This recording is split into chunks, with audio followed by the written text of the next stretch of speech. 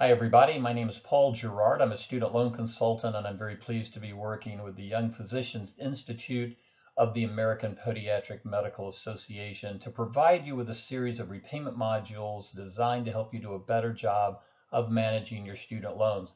This third module is devoted specifically to loan forgiveness programs. Now we're going to look at three forgiveness provisions or programs. The first one is income-based repayment. We talked about IBR as a repayment plan in the second module. The maximum repayment term under IBR is 25 years. And so there's a provision with IBR that simply says if your debt was so high and your income was so low or relatively low that you stayed in IBR for 25 years and never paid the debt off, the government says that's long enough. You don't need to pay any more and the debt will be forgiven. And notice that it is not dependent on the type of employment you have. This has nothing to do with the public service loan forgiveness program where you would need to work in the nonprofit sector. This is just 25 years, that's it. If you haven't paid in that period of time and haven't paid the debt off, the debt is forgiven. It works the exact same way with the newer version of an income-driven repayment plan called pay-as-you-earn that we talked about in the second module. But remember, with pay-as-you-earn, your payments are smaller, and the repayment term is not 25 years, it's 20 years. So with pay-as-you-earn, if this is the plan you're using, if your debt was so high and your income was so low or relatively low that you didn't get the debt paid off after 20 years, the debt is forgiven. Once again, that forgiveness provision is not dependent on what type of employment you have. It has nothing to do with working in the nonprofit sector.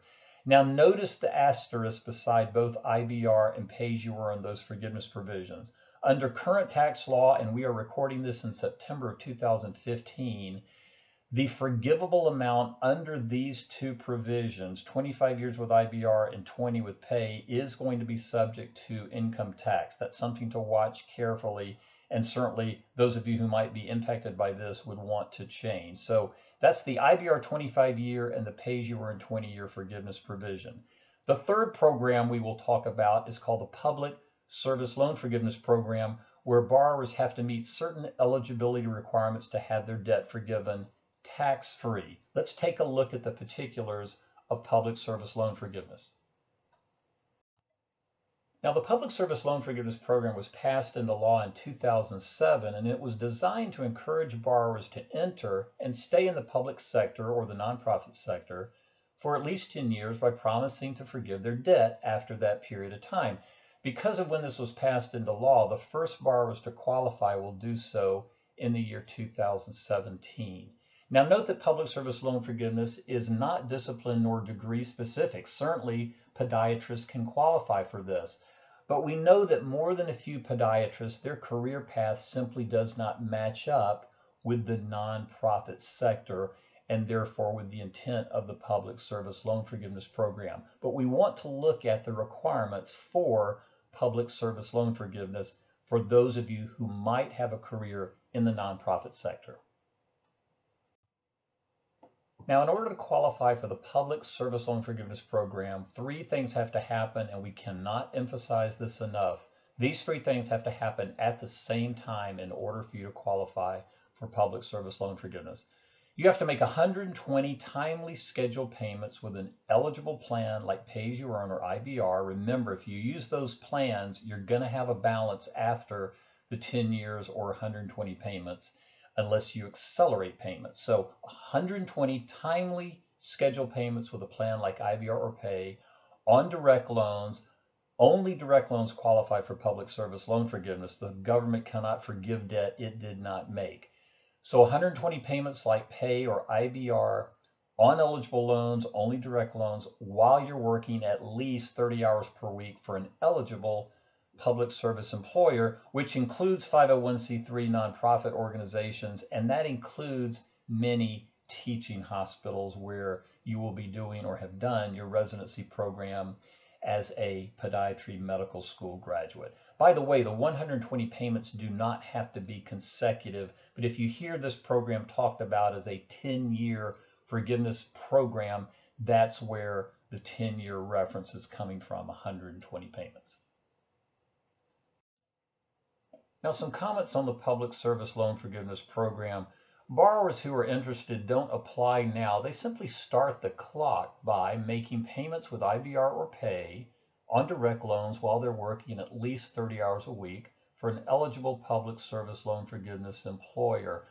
We think the decision on Public Service Loan Forgiveness is likely going to come toward the end of residency or fellowship, when residents who were making payments under IBR or pay on direct loans at an eligible teaching hospital are looking at their career options. Do you stay in the nonprofit sector and try to qualify, or do you go into the for-profit sector, which would negate your eligibility for public service?